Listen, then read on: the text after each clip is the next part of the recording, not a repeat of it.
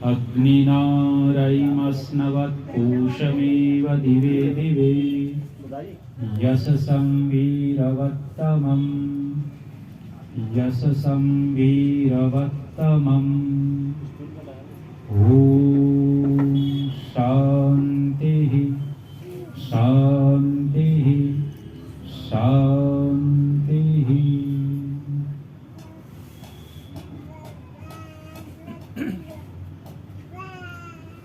कार्यक्रम में उपस्थित बहुत ही मान और सम्मान की योग्य मान्यवर आचार्य अवनीश मैत्री जी, दोनों वेद पाठी, याज्ञिक परिवार, मातृशक्ति, धर्म प्रेमी सज्जनों, माननीय डॉक्टर कृष्णपाल जी सामने बैठे हुए हैं।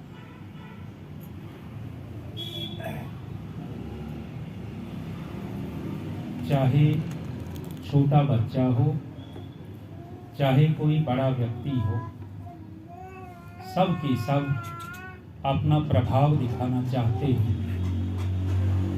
छोटा बालक भी दूसरे को प्रभावित करने के लिए चेष्टाएं करता है और बड़ा व्यक्ति भी अपना प्रभाव डालने के लिए कुछ न कुछ कर्म करता है।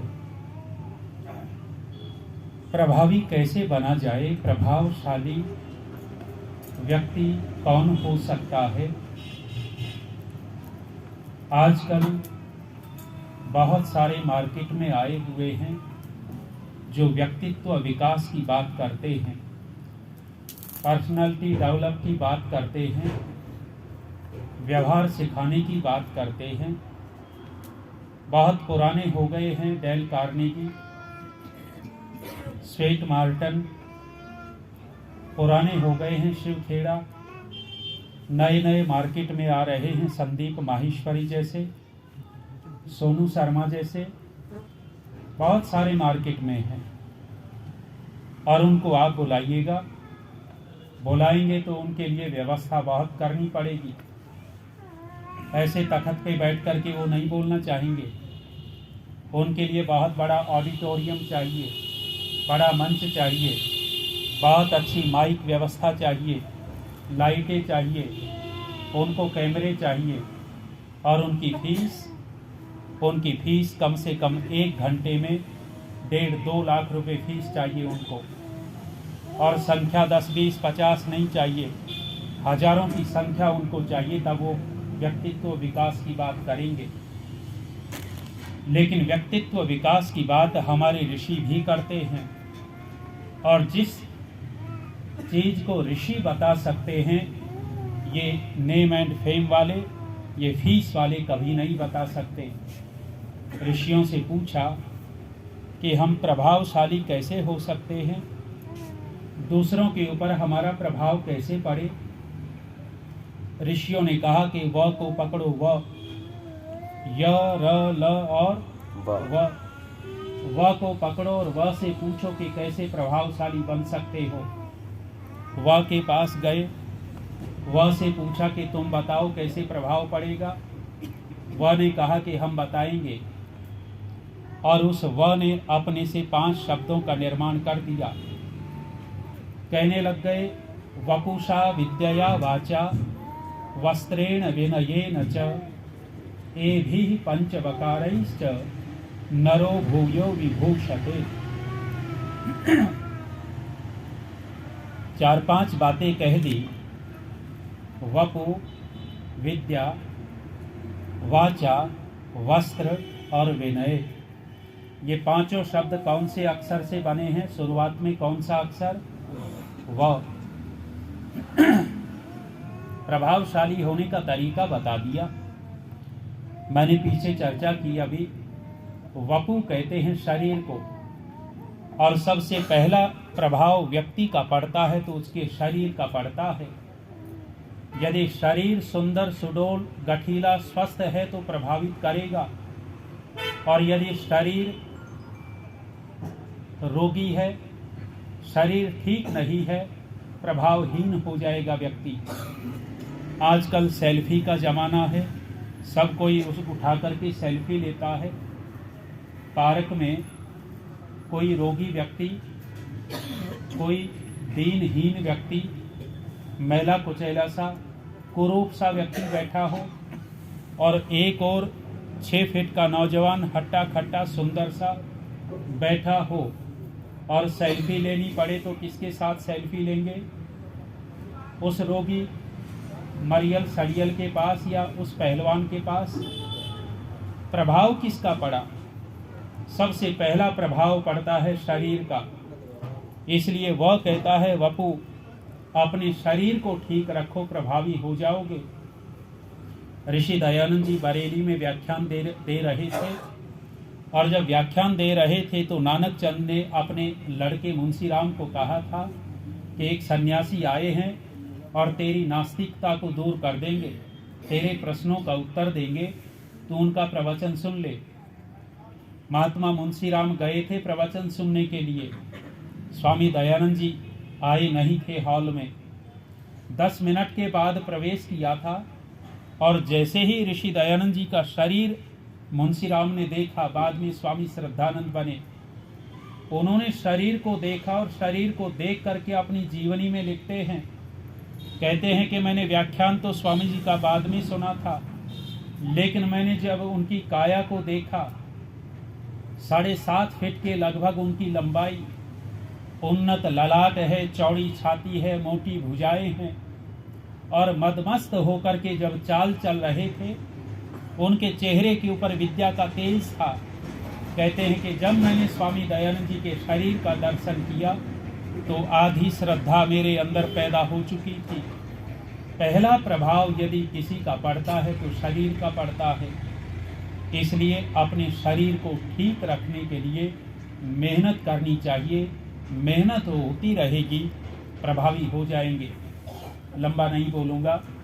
दूसरा प्रभाव किस चीज़ का? विद्या का प्रभाव पड़ता है।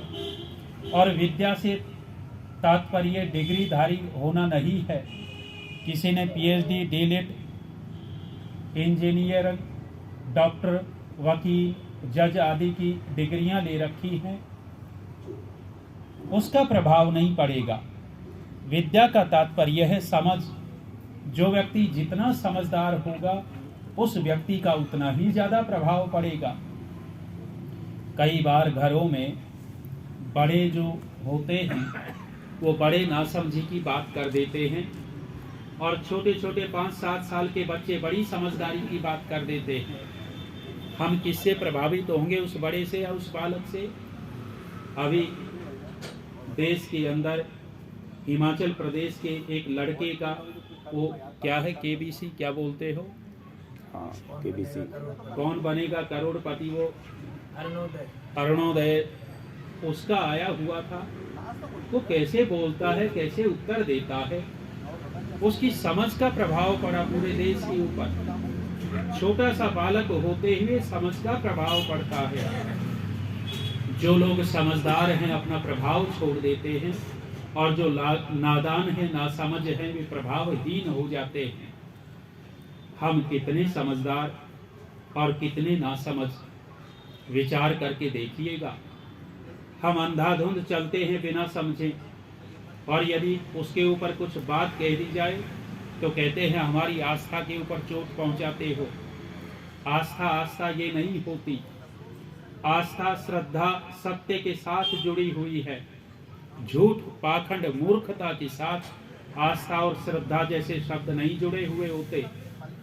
जो लोग आस्था के नाम पर, श्रद्धा के नाम पर पाखंड में फंसे हैं, अंधविश्वास में फंसे हैं, वे लोग नासमझ हैं और नासमझों का प्रभाव नहीं पड़ता।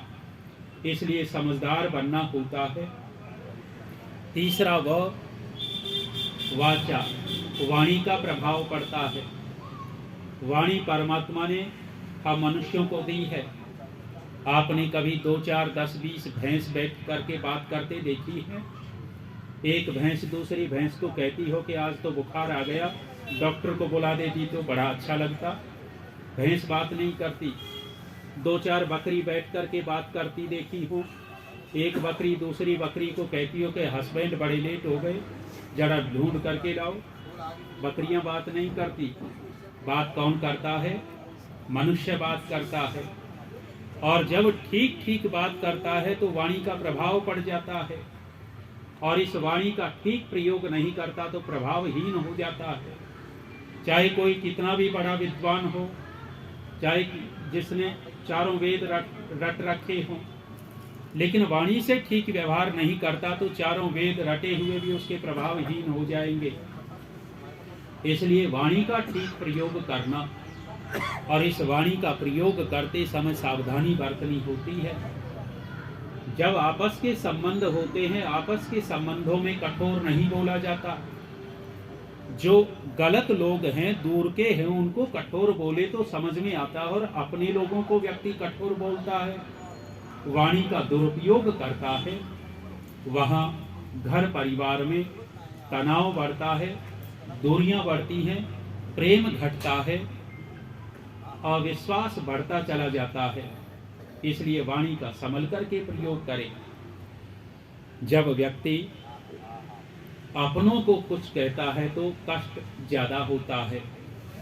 पड़ोसी का लड़का कोई कुछ कह देवे, गाली दे देवे, अपमानित कर देवे, आदमी सहन कर लेता है, लेकिन कभी अपना ही बेटा अपने ही कोई ऐसी बात कह देवे, गलत बात अपमानित कर देवे, वो सहन नहीं होता।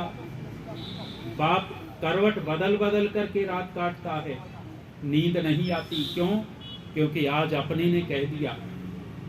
प्रसंगवशात बात याद आई, सुनार की दुकान थी, पास में ही लोहार की दुकान होती थी। सुनार सोने को पीट करके आभूषण बनाता था, और लोहार लोहे को पीट करके औजार बनाया करता था।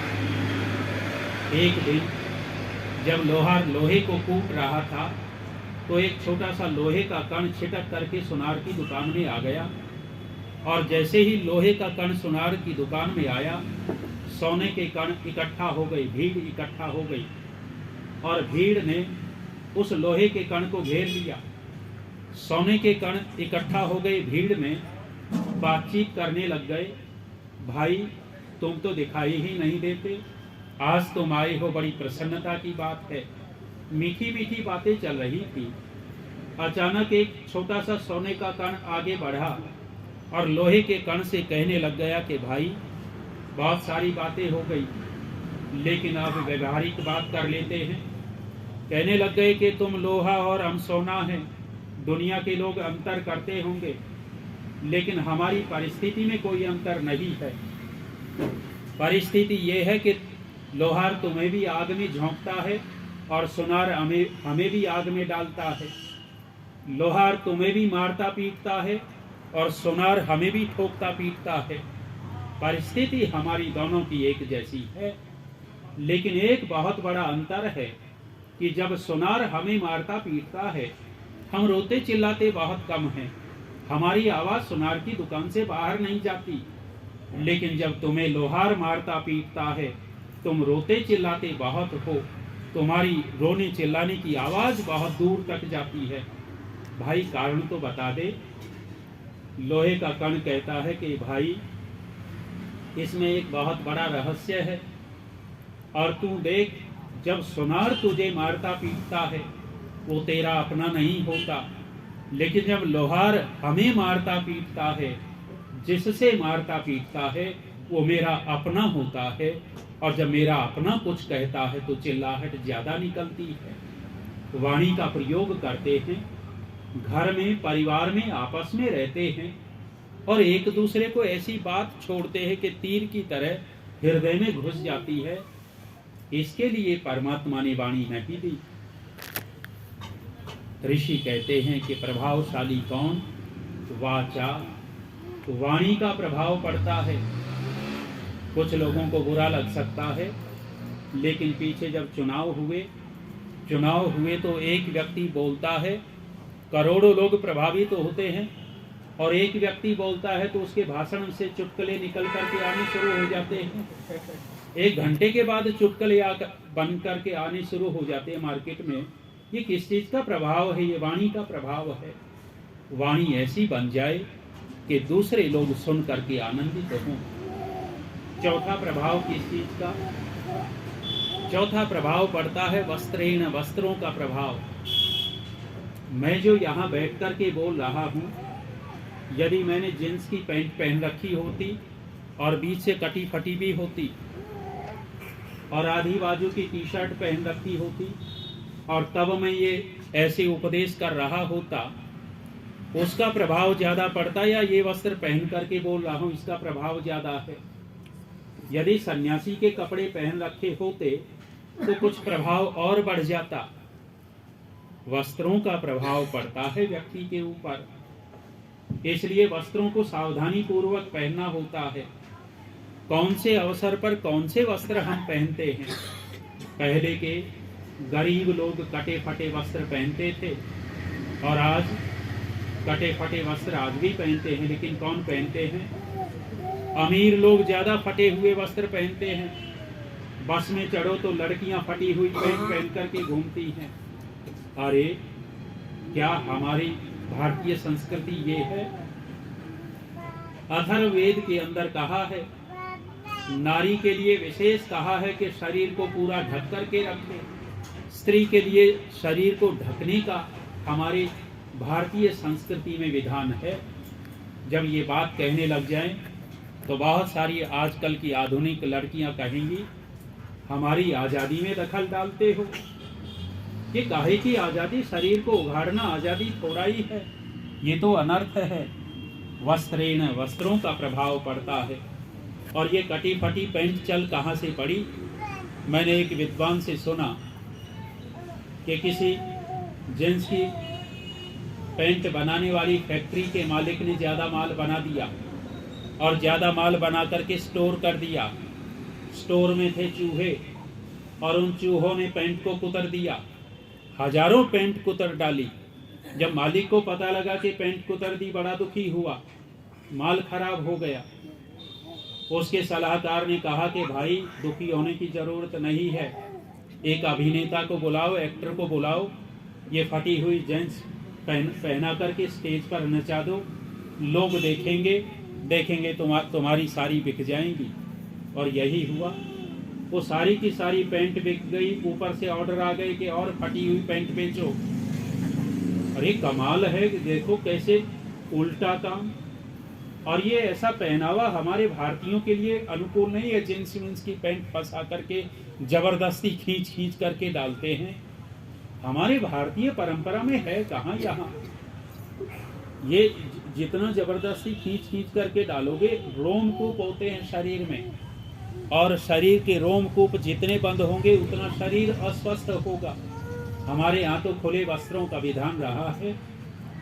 वस्त्रों का प्रभाव पड़ता है जब व्यक्ति वस्त्रों का चयन करता है। आयुर्वेद को पढ़िएगा, आयुर्वेद के अंदर जो स्वस्थ वृत्त है, उस स्वस्थ वृत्त में वस्त्र पहनने का भी विधान किया। कौन सी ऋतु में किस प्रकार के वस्त्र पहने, किस रंग के वस्त्र पहने, ये बड़ी महत्व की बातें। और अंतिम कहा है, विनयेन च, प्रभावशाली कौन, किसका प्रभाव पड़ता है? कहने लग गए विनय का प्रभाव पड़ता है। जो व्यक्ति जितना विनम्र सरल होगा, उस व्यक्ति का उतना ज्यादा प्रभाव पड़ेगा। और जो सरल नहीं है, जो विनयशील नहीं है, उसका प्रभाव नहीं पड़ने वाला। पिछली कितनी भी सारी बातें हों, जिसने बहुत अच्छे अप टू डेट बन करके कपड़े पहन रखे हों, कोई कितना भी मीठा मीठा बोलता हो, कोई कितना भी बड़ा विद्वान हो, चाहे कोई कितना भी डील डॉल शरीर वाला हो, लेकिन सरलता न हो, पिछली सारी की सारी बातें धरी की धरी रह जाएंगी। इसलिए ऋषि कहते हैं विनयेन, विनय का प्रभाव, सरलता का प्रभाव पड़ता है। हम उदाहरण देते हैं आपको, और आप लोग स्वीकार करेंगे, तत्काल समझ में आएगा कि हाँ, सरलता का प्रभाव पड़ता है।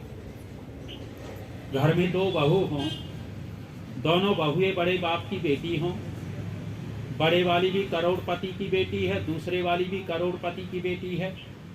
जब विवाह हुआ था तो दोनों के बापों ने बहुत कुछ दिया था, बहुत कुछ था, सोने के जेवर भी दिए और भी बहुत कुछ दिया होगा। अब वो ससुराल में आ गई तो एक तो बीच बीच में धौंस जमाती रहती है कि जानते हो कितना दिया मेरे बाप ने? तुम्हारे घर में तो जगह भी नहीं थी, इतना दिया है। फिर 10-20 दिन महीने बाद फिर वही धौंस जमा देती है, मेरे बाप ने ये दिया, मेरा बाप इतना बड़ा। और दूसरी भी बड़े बाप की बेटी है, लेकिन कभी भी इस तरह का व्यवहार नहीं करती, कभी नहीं दिखाती मैं इतने बड़े बाप की बेटी हूँ, बड़ी सरलता से रहती है। इन दोनों में से किसका प्रभाव पड़ेगा? वो ऐंठने वाली जो बीच बीच धौंस जमाती रहती है उसका, या जो सरल रहती है उसका प्रभाव पड़ेगा? ऋषि कहते हैं विनयेन, विनय का प्रभाव पड़ता है। हम प्रभावशाली होना चाहते हैं, दूसरों के ऊपर अपना प्रभाव छोड़ना चाहते हैं, तो ऋषियों की शरण में आइएगा। ऋषि लोग जो प्रभावशाली होने का तरीका बता सकते हैं, ये लाखों लाखों फीस लेने वाले नहीं बता सकते। इसलिए जितना ज़्यादा स्वाध्याय किया जाए, महर्षि दयानंद जी का सत्यार्थ प्रकाश पढ़िएगा, ऋषि दयानंद जी ने और पुस्तकें लिखी, उनको पढ़िएगा, घर में संस्कार विधि आदि ग्रंथ रखिएगा, यज्ञ हवन करिएगा, निश्चित रूप से ज्ञान की वृद्धि होगी, प्रभावशाली होते चले जाएंगे। बोलना तो कुछ और था मुझे, क्योंकि समय की सीमा कम हो गई थी, मैंने विषय बदल दिया। आप लोगों ने बड़े ध्यान से सुना।